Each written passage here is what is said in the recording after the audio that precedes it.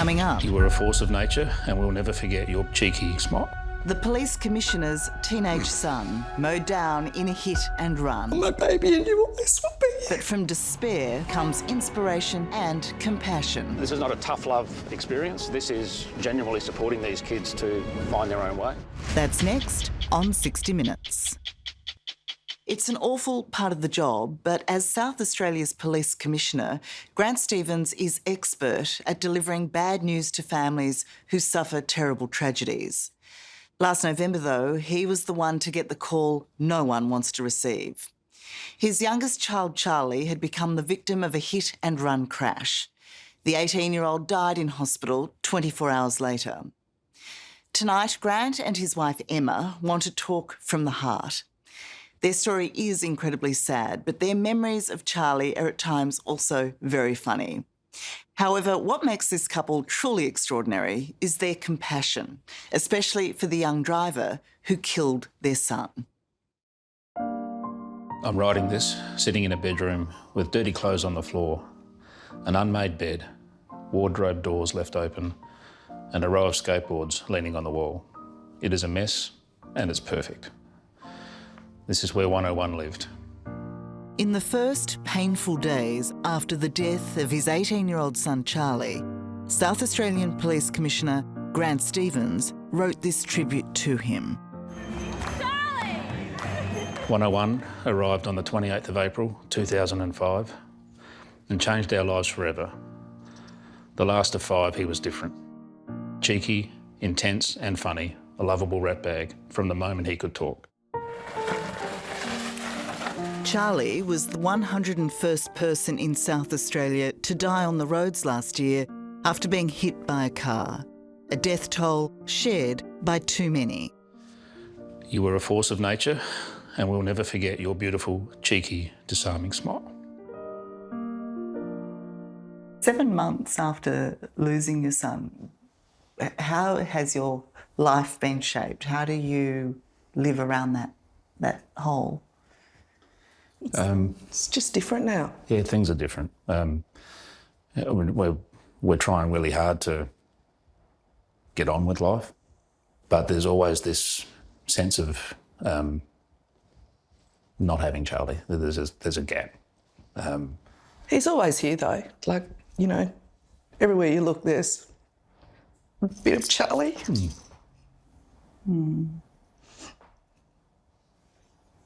And is that a comfort? Yes and no. I was going to say sometimes.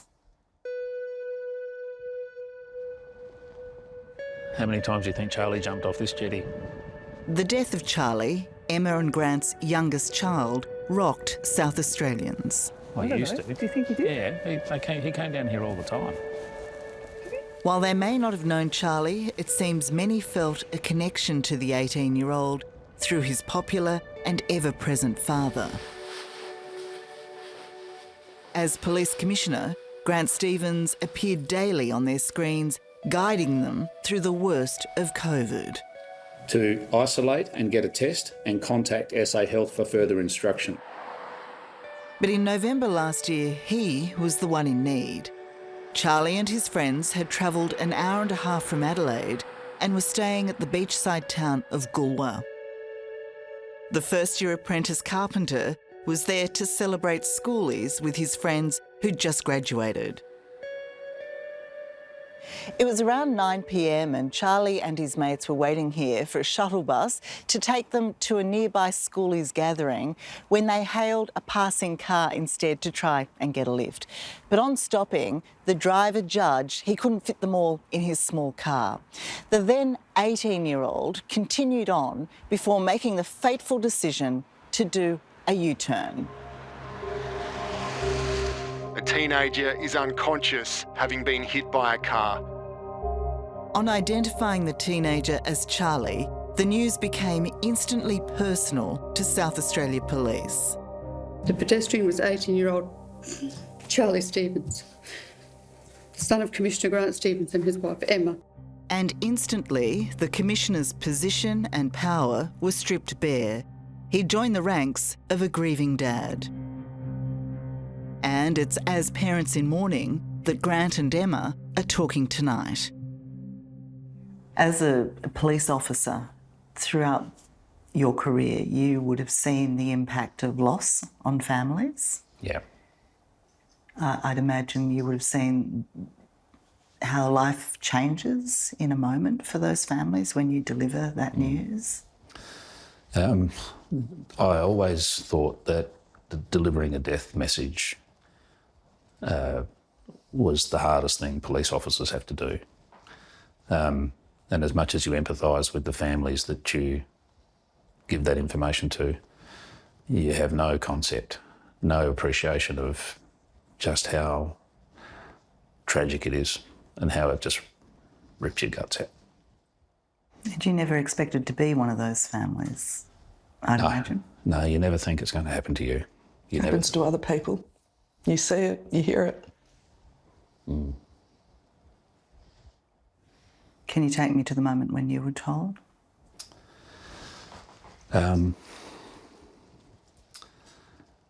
It was Friday and we got a phone call, and I honestly don't remember the chronology and who rang. But the next thing, we were at the Flinders Hospital, and we saw Charlie and we saw them working on him after he was flown in from Gore. And I think we knew when we saw him straight away. And it was a short time after that. We had our family in a private room, and they came and told us that he had a brain injury that he would not recover from, a non-survivable brain injury. Yeah.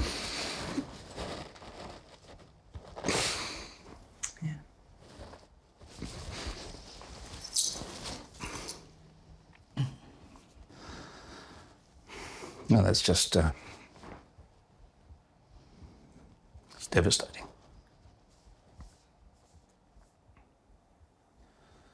Do you remember what you said to Charlie?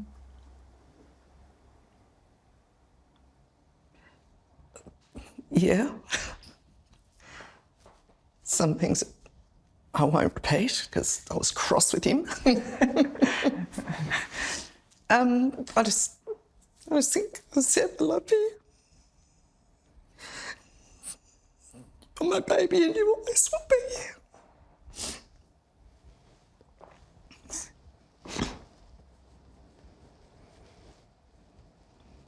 And it was good to spend time with him. But the hardest thing was leaving for the last time. Mm. Their loss is unimaginable. But even at their lowest, Emma and Grant felt sympathy for Diran Randawar, the driver who hit Charlie, 18 at the time and a P-plater. There was no alcohol or drugs in his system. Randawar was initially charged with causing death by dangerous driving, aggravated driving without due care, leaving the scene of a crash after death and failing to truly answer questions. What can you tell me of what you understand happened? I don't even think we know, you know, Charlie was hit by a car and he's not here anymore. We don't have him. We don't know. We haven't spoken to the boys that were there with him about that. You know, we've spent a lot of time with those boys, but we haven't spoken about that.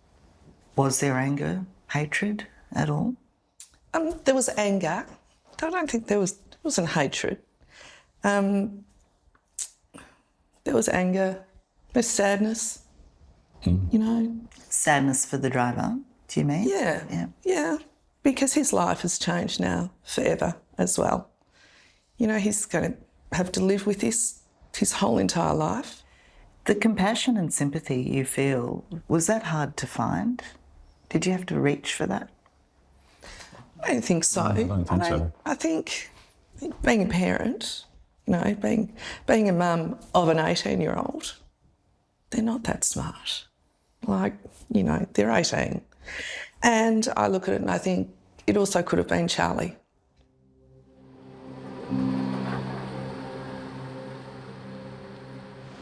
The driver has entered into a plea deal, admitting to a charge of aggravated driving without due care and leaving the scene of a crash.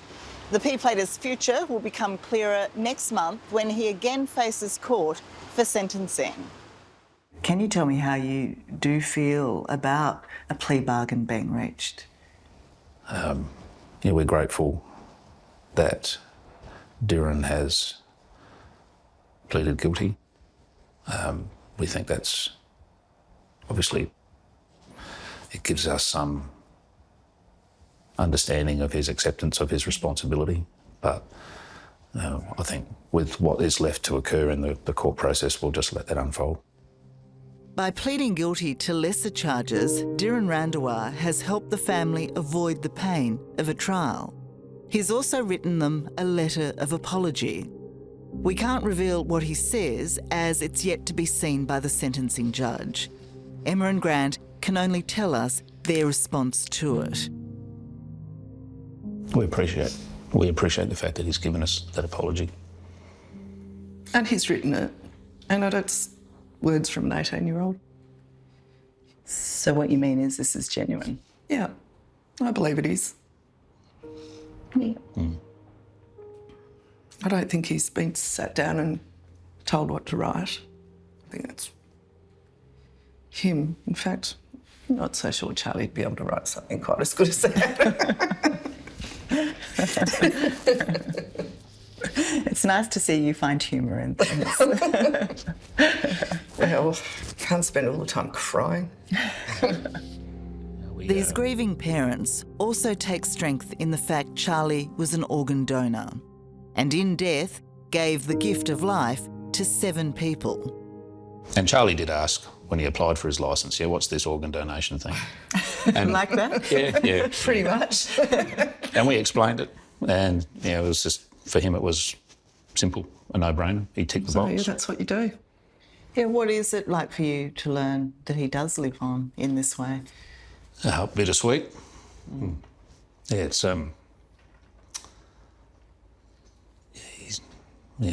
the fact that out of a tragic loss, other people get to live better lives and spend more time with their families. That's nice, but that's at a cost to us. We have had so many cards and messages from so many different families.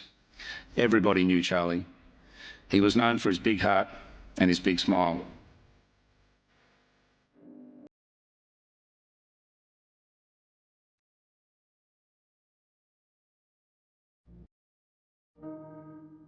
The response to Charlie's death has been extraordinary. Nearly 2,000 mourners attended his memorial service. We have missed you every day since we said goodbye, and we will always miss you. We will love you forever, Charlie boy.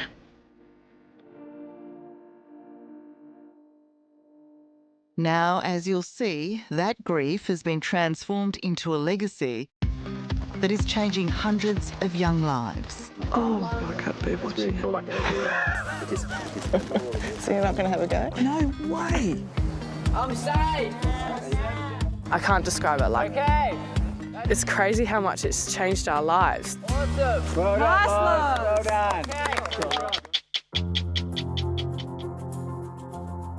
The stunning yet stark Flinders Ranges in South Australia is offering a new dawn to some of the state's most troubled teenagers. It's a gift, in part, born out of tragedy, suffered by Police Commissioner Grant Stevens and his wife Emma. Emma, how would you like to be brought out here and dumped on the side of the road and told to trek for 100 kilometres? Oh, I think I'd have a breakdown. Absolute breakdown. There is no way I could do what these kids have been doing.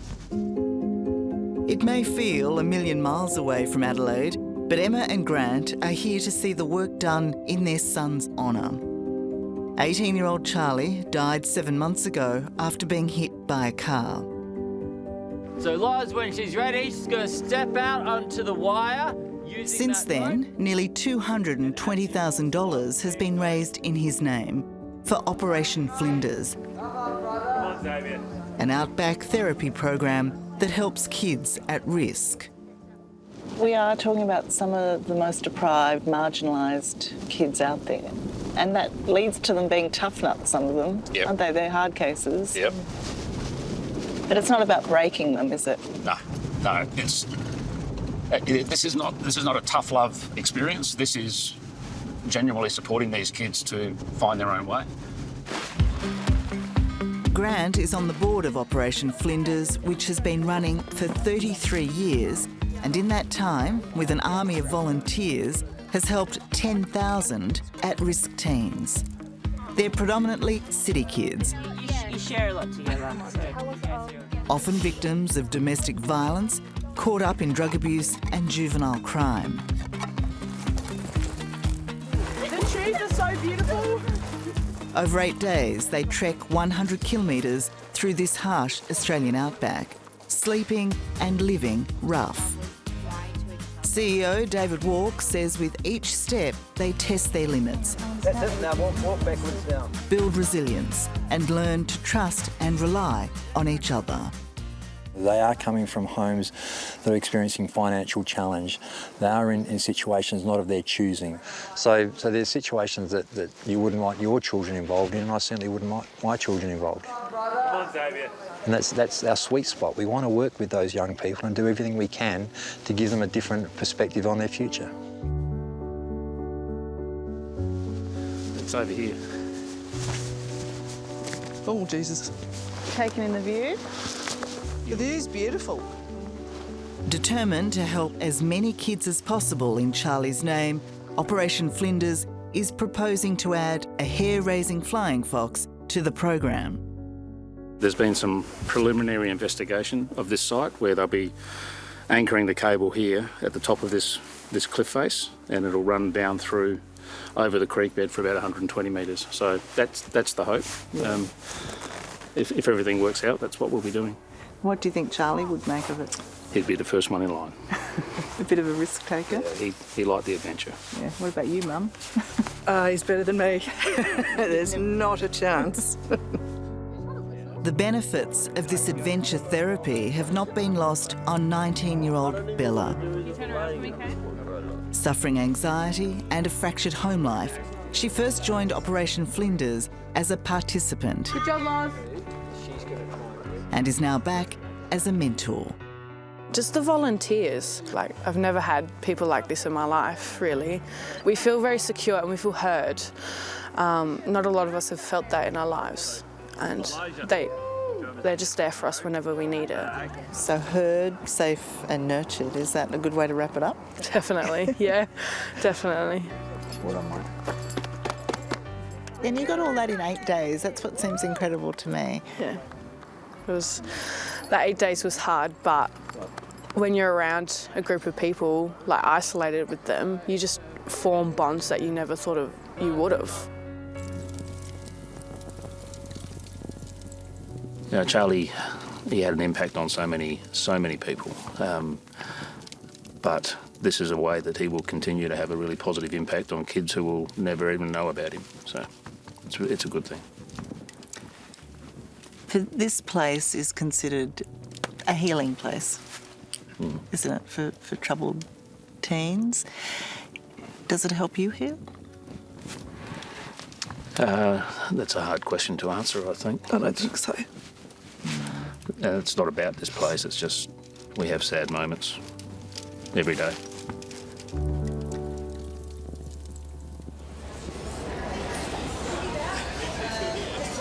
Those sad moments are part of a full and busy life back in Adelaide for Grant and Emma, But they were the big ones. The little ones are better. who have vowed to never lose sight of staying united. Because when we're together, we're stronger, and there's still an empty chair though. Yeah. But happily, their couch is always full. But the camera work's just not great, that's all. What's that? What's that move? With a steady stream of Charlie's best mates, dropping in, unannounced, day or night, to share stories and videos. You kind of take it for granted. Like at the time it just seemed like just never stops. Like, he's always wanting to do something, but now it's like you miss it so much. From maintaining Charlie's room as he left it, This is Charlie's room. to photos and paintings of him hanging on the walls, everyone wants to keep Charlie close. Charlie had this ring on, and he had it made for him, and inside it's got his initials. And Emma took this ring off Charlie while he was in hospital, and she put it on, and I asked to have a look at it. And I haven't given it back yet. and I'm not going to. Clearly. I find myself just holding the ring every day. And every time I put my hand in my pocket, it catches on the edge of a pocket and reminds me of what a pain in the ass Charlie was. So, and if I'm honest, doing press conferences about the road toll or road safety, yeah, I go into it now and I'm hanging on to this ring. Mm.